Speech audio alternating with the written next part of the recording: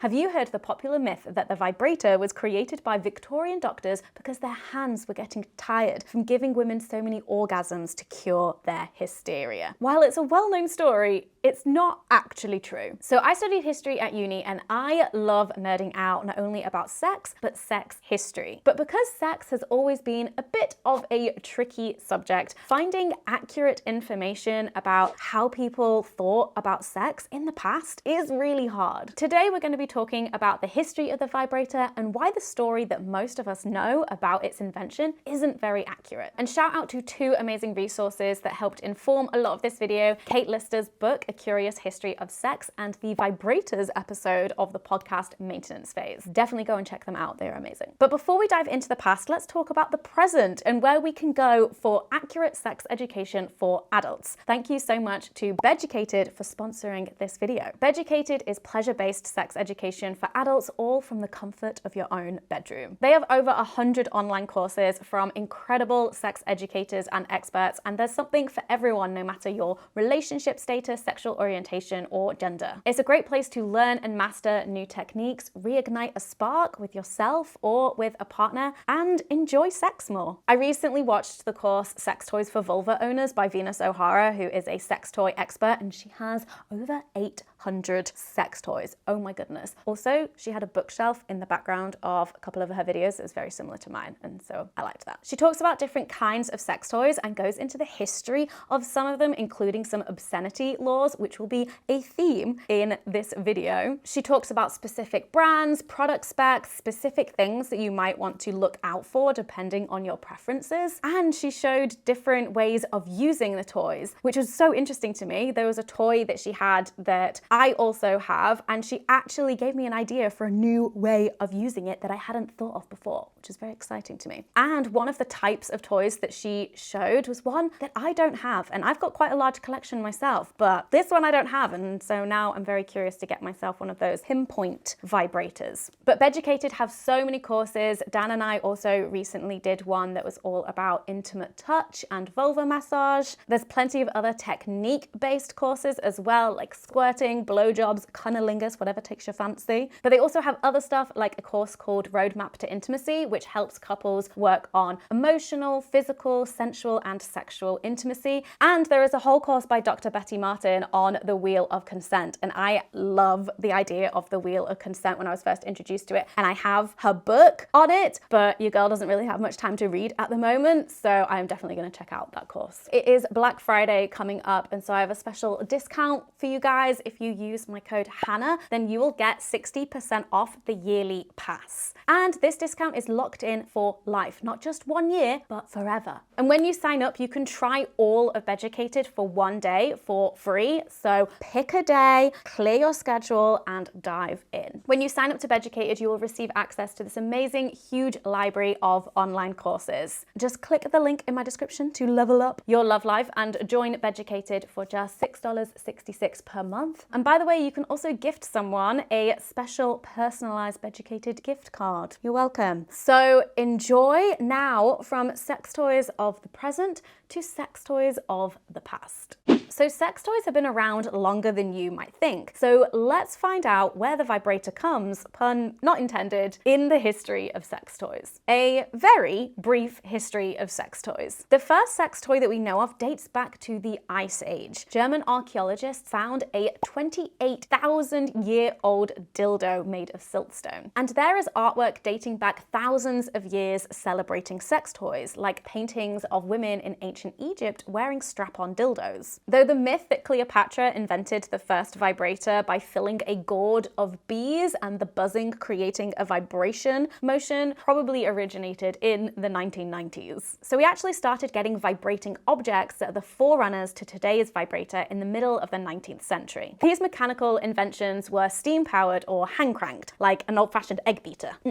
The first of these vibrating machines to be powered by electricity appeared in the UK or France in the 1870s, and initially were only available to doctors. The term vibrator now is synonymous with sex toy, but when I'm talking about vibrators in this video, I'm talking about machines that vibrate. We probably can't really call them sex toys yet because we have no evidence that they were being used for sex, which is spoilers for later in the video. Skipping ahead a bit, while rubber, leather, and other porous and non-body safe materials had been used, we didn't get the first silicone dildo until 1965, which was actually invented by a disabled man, Gosnell Duncan. But although electric-powered vibrators existed in the late 1800s, they are nothing like the vibrators we have today, and nor were the ideas about how our bodies work. Women are hysterical, and not in a funny way. Think back to Victorian London. Doctors didn't understand germ theory yet, and they'd only just begun washing their hands before surgery. A lot of the prevailing ideas around science and medicine at the time were wrong, and a lot of them were incredibly misogynistic. In the 19th century, hysteria was a diagnosis for women and people with vulvas. The theory that the womb causes emotional instability dates back to ancient Greece, where they believed that the uterus could become detached and move around, causing madness. Symptoms of hysteria included anxiety, sleeplessness, breathlessness, expressing anger, being too sexually reserved, being too overtly sexual, the presence of vaginal lubrication, and a tendency to cause trouble for others. Ooh, mischief. In the 1800s, some doctors believed that symptoms of hysteria could be reduced through hysterical paroxysm, which was genital massage to the point of full body convulsions. Some people understand hysterical paroxysms as orgasms, and that's definitely the definition that the pop culture around the invention of the vibrator has gone with. But in A Curious History of Sex, Kate Lister also points out that they were described as being an uncontrollable attack of alternative sobbing and laughter, and resulting in a good deal of gas. She suggests that we shouldn't conflate hysterical paroxysms with pleasurable orgasms, especially as medical theories of the time talked about the dangers of orgasm for women and people with vulvas, and that they should be limited. But we can't say for sure that no doctors were attempting to treat hysteria with orgasms, which is how we get into people's theories, which aren't always right. The myth. The story most of us know about how the vibrator was invented comes from Rachel Main's book, The Technology of Orgasm: Hysteria, the Vibrator, and Women's Sexual Satisfaction. Published in 2001, it establishes this idea that vibrators were invented to use on women and people with vulvas to cure hysteria. Main's claims that doctors were using their hands to massage vulvas, and this new electromechanic vibrator was a labor-saving tool that stopped their hands from cramping up. How ergonomic. In the 1880s, Dr. Joseph Granville wrote a book called Nerve Vibration and Excitation as Agents in the Treatment of Functional Disorder and Organic Disease. He also patented the first electric vibrator, which is powered by a massive generator. In her book, Kate Lister notes that it was clearly not designed for internal use. It was designed to strike the body in a hammer-like motion. That doesn't sound very sexy to me, but whatever floats your boat. Main's claims that although Granville wasn't using vibrators to cure hysteria, other doctors were, and that vibrators were understood by everyone to be sexual tools, but marketed using social camouflage, euphemisms, and focusing on their non-sexual uses, because Victorian Britain. And so the story many of us have heard, including myself, was born. And we're going to come back to how sex toys were advertised later, but first we need to fact check some of these ideas. Reality check. In 2017, an article called A Failure of Academic Quality Control, The Technology of Orgasm by Hallie Lieberman and Eric Schatzberg was published in the Journal of Positive Sexuality. The article dug into the things Main said and found that a lot of them weren't correct. So, did Granville patent the first electric vibrator? Yes. Did doctors use electromechanical vibrators to induce orgasm in patients as medical treatment? No evidence. Did doctors use hysterical paroxysms as a treatment for hysteria? No evidence. Did doctors use vibrators on women and people with vulvas at all in the 19th century? Limited evidence, and Granville explicitly said that he didn't. A particularly strong quote from the Lieberman and Schatzberg article says, Mains fails to cite a single source that openly describes use of the vibrator to massage the clitoral area. Furthermore, none of her English language sources even mention production of paroxysms by massage or anything else that could remotely suggest an orgasm. And in a 2010 review, Main said that her theory was only ever meant to be that, a theory. A sex theory. The truth, or at least a more accurate version? We do have evidence of a lot of things that vibrators were used for in the late 19th and early 20th centuries. They were used to induce labor. Dr. Granville used them to treat constipation, diabetes, aches and pains, and the real kicker is that it was mostly treatment for men and people with penises. In fact, we don't have any evidence at all that doctors used them on the genitals of people with vulvas at all. Lieberman did find that doctors did use vibrators on some genitals, though. They were applied to men and people with penises' perineums to restore sexual vigor. Which makes more sense because under cis-heteropatriarchy, women and people with vulvas' sexual pleasure isn't prioritized as highly as whether cis men can get hard. According to Lieberman, even when vibrators became available and affordable to people who weren't doctors, there's no evidence that they were being sold as something that everyone knew was sexual. But there is evidence that they were being used for all of the alternative uses they were advertised for, such as curing laryngitis or hair loss. Not that vibrators can cure hair loss. Sorry. So if there isn't evidence that doctors were getting so tired manually stimulating women and people with vulvas to orgasm, why did the myth become so widespread? Autonomy and ability to consent. Maine's theory was picked up by the media and generated a play, numerous articles, and even a film called Hysteria starring Maggie Gyllenhaal. The theory talks about how doctors didn't see giving women and people with vulvas orgasms as sexual because it didn't involve penetration. The idea that they were going to the doctors for sexual pleasure and no one realized makes a fun feminist empowerment story. The joke is on the patriarchy. You fools, how did you not know? However, the clitoris was definitely understood to some extent at the time. And we have far more evidence for treatment options for hysteria that included being placed under house arrest and invasive medical procedures. Although doctors weren't using vibrators, Kate Lister explains that pelvic massage did happen as a treatment for hysteria and other gynecological issues like prolapse. But it was largely external and didn't include orgasm. Pelvic massage involved a physician pressing down on the patient's pelvic area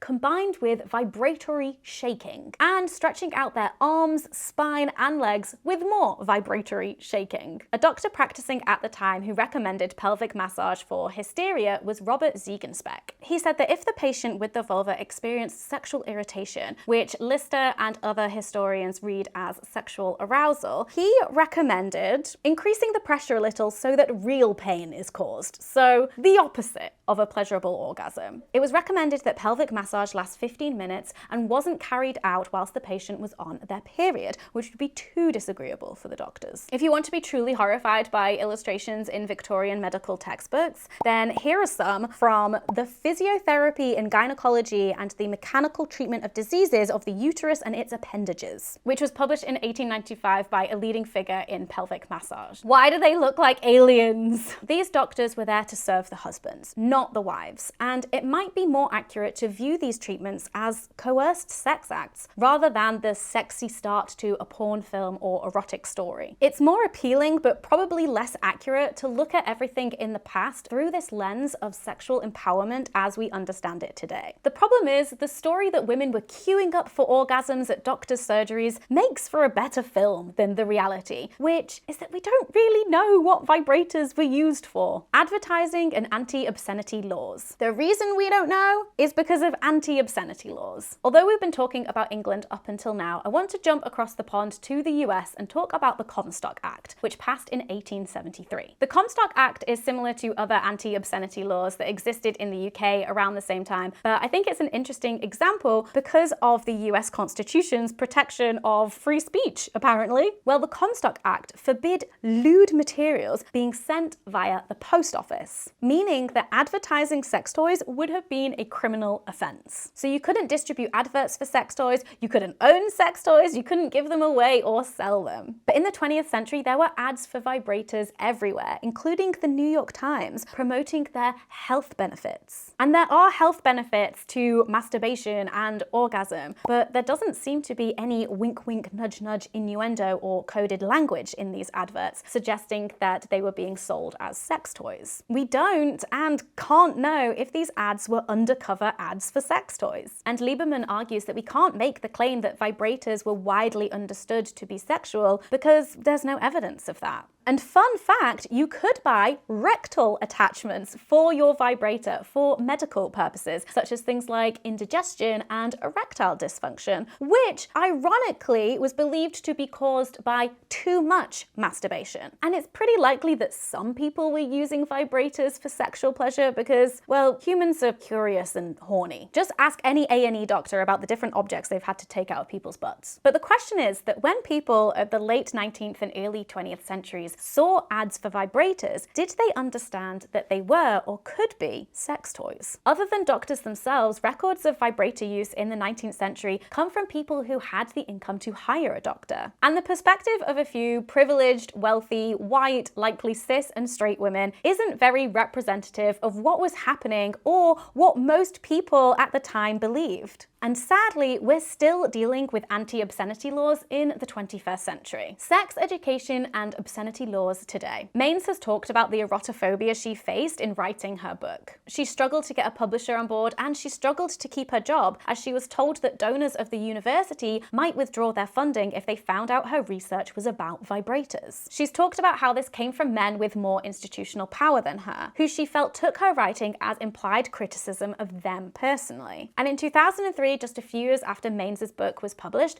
a woman was arrested in Texas for selling sex toys. The Comstock Act is no longer in place, but anti-obscenity laws still affect how sex toys are marketed. In many places, people have to talk about vibrators as marital aids or massages because sexual pleasure for women and people with vulvas is seen as obscene. And even comprehensive relationships and sex education is seen as obscene by some people. And sex educators and sex writers who are trying to offer sex education and information are facing censorship. And it's not only from governments, but social media platforms who tell us that our posts about sex and bodies and pleasure violate their community guidelines. This video is probably going to get demonetized and age restricted. So thanks to BEDUCATED for sponsoring this video. Don't forget you can use my code Hannah to get 60% off the yearly pass and access to hundreds of online courses all about sex and pleasure and your bodies and relationships. What do you think about all of this? Have you seen the film Hysteria? I am tempted to watch it for the lols. And thank you so much to my patrons over at the Common Room, who are a wonderful bunch of people who support the work that I do. We are currently mid-season of my podcast doing it, and there is loads of bonus content over on Patreon, behind the scenes and extended interviews. So if you're interested in getting access to that, definitely go and check it